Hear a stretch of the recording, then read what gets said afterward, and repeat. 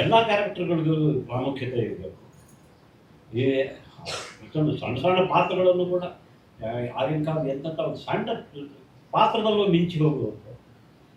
ಅನೇಕ ಸಲ ಅವರೇ ಆ ಪಾತ್ರದ ಬಗ್ಗೆ ಜನ ಆಚೆ ಬರುವ ಮಾತಾಡೋದು. ಆ ರೀತಿ ಈಗ ಆಗ್ತಾ ಇಲ್ಲ. ನಾನು ಜನರಿಗೆ ಇದೇನು ಮಾಡ್ತಿದ್ದಾರೆ ಇವರು. ಈ ಚಿತ್ರದಲ್ಲಿ ನೋಡಿದ್ದ ವಯಲೆನ್ಸ್ ಅಲ್ಲಿದ್ದು ಅಲ್ಲಿದೆ. ಆಮೇಲೆ ಸಕಲ ಕಲಾ ವಲ್ಲಭನ್ ಅನ್ನೋ ರೀತಿ ಅವರಿಗೆಲ್ಲ ಎಲ್ಲ ನಥಿಂಗ್ ನಥಿಂಗ್ ಎಲ್ಲ ಬುದ್ಧಿವಂತಿಕೆ ಎಲ್ಲ ಶಕ್ತಿ ಎಲ್ಲ ಆತನಿಗೆ ಮಾತ್ರ ಇದೆ ಅನ್ನೋ ರೀತಿ ಮಾಡ್ತಾ ಮಾಡ್ತಾ ಮಾಡ್ತಾ ಜನ ಅದನ್ನು ನೋಡಿ ನೋಡಿ ಬೇಸತ್ತು ಈ ಸ್ಥಿತಿಗೆ ಬಂದಿದೆ.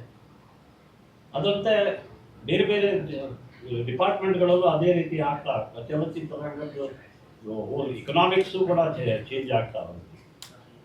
ಇವತ್ತು ಈ ಘಟ್ಟದಲ್ಲಿ ಬಂದಿದ್ದೀವಿ.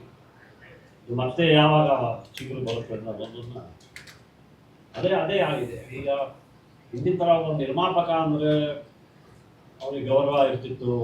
ಈವನ್ ಆವಾಗ ಡಿಸ್ಟ್ರಿಬ್ಯೂಷನ್ ಹೌಸಸ್ ಕೂಡ ಬಿಸ್ನೆಸ್ ವೈಸ್ ಕೂಡ ನೀನು ಅಂದರೆ ಒಂದು 25% ಅವ್ರು ನಿರ್ಮಾಪಕ ಹಾಕಿದ್ರು. ಡಿಸ್ಟ್ರಿಬ್ಯೂಷನ್ ಸಿಸ್ಟಮ್ ಒಂದಿತ್ತು, ಡಿಸ್ಟ್ರಿಬ್ಯೂಷನ್ ಸಿಸ್ಟಮ್ ಎಕ್ಸಿಬಿಟರ್ಸ್ ಇತ್ತು. ಅವರೆಲ್ಲರಿಂದ almost 75% would come from them. ಆಮೇಲೆ ಒಂದು ಆವಾಗ ಅಗ್ರಿಮೆಂಟ್ಸಲ್ಲೂ ಕೂಡ ನೀವು ಗಮನಿಸಿದರೆ ಒಂದು ಆ ಮನಿ ದುಡ್ಡು ರಿಕವರ್ ಆಗೋದಕ್ಕೂ ಕೂಡ ಆ ನಿರ್ಮಾಪಕರಿಗೆ 11 ತಿಂಗಳ ಅವಕಾಶ ಕೊಡ್ತು.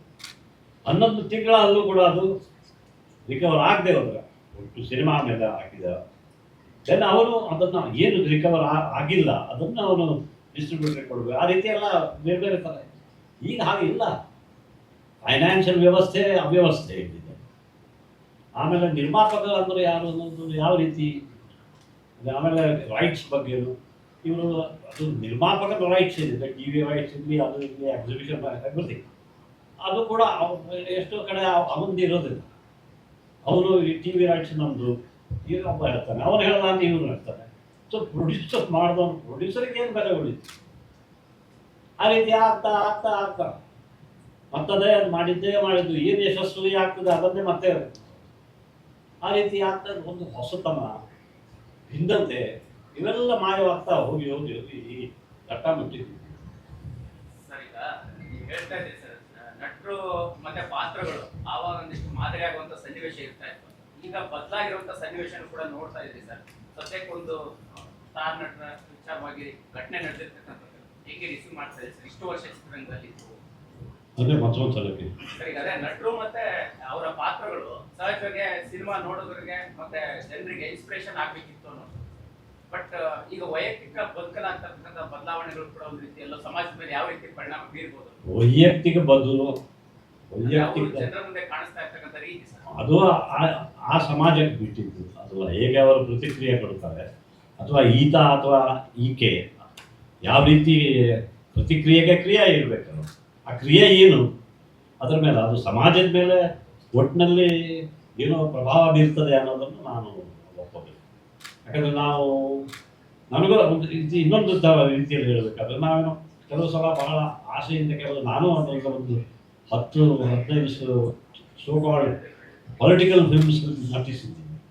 ನಾನು ಅದೊಂದು ಭ್ರಮೆ ಇತ್ತು. ನಮ್ಮ ಈ ಚಿತ್ರ ನೋಡಿದ ಮೇಲೆ ಈ ರಾಜಕೀಯ ಬದಲಾಗ್ಬೋದು, ಜನರ ಮೇಲೆ ಪರಿಣಾಮ ಆಗಬಹುದು ಅಂತ ನೋಡಿದ್ರೆ ಏನೋ ಒಂದು 2-3% ಕೂಡ ಅದು ಅದೇ ಇದು ನೀವೇ ಒಂದು ಪೊಲಿಟಿಕಲ್ ಫಿಲ್ಮ್ ಮಾಡಿ ಕಷ್ಟಪಟ್ಟು ಪ್ರೊಡ್ಯೂಸರು ಸಾಲ ಮಾಡಿ ಅಲ್ಲಿ ಇಲ್ಲಿ ಮಾಡಿ ಕಡೆ ಜನ ನೋಡಿದ್ರೆ ಅದನ್ನು ನಾವು ಕಲಾತ್ಮಕ ಚಿತ್ರಗಳು, ಪೊಲಿಟಿಕಲ್ ಫಿಲ್ಮ್ಸ್ಗಳು, ಎಕ್ಸ್ಪೆರಿಮೆಂಟಲ್ ಫಿಲ್ಮ್ಸ್ಗಳು ಮಾಡಿ ಅದು ಅನುಭವ ಇದೆ. ಸೊ ಅದೇ ರೀತಿ ಇದು ಸಮಾಜದ ಮೇಲೆ ಇವೆಲ್ಲ ಒಬ್ಬ ಅಥವಾ ಒಂದು 5 ಜನ ಅಥವಾ 10 ಜನ ಅಥವಾ ಈ ನಟನಟಿಯರಿಂದ ಆ ಕಾಲ ಈ ಮೀರಿ ಇವತ್ತು ಎಲ್ಲರೂ it's almost as if everybody is in the entertainment industry. ಅದಕ್ಕೆ ಈ ಸೋಷಿಯಲ್ ಮೀಡಿಯಾದಲ್ಲಿ ನೋಡಿ it is no hero, no heroine, ಎಲ್ಲರೂ everybody is the hero, everybody is the heroine.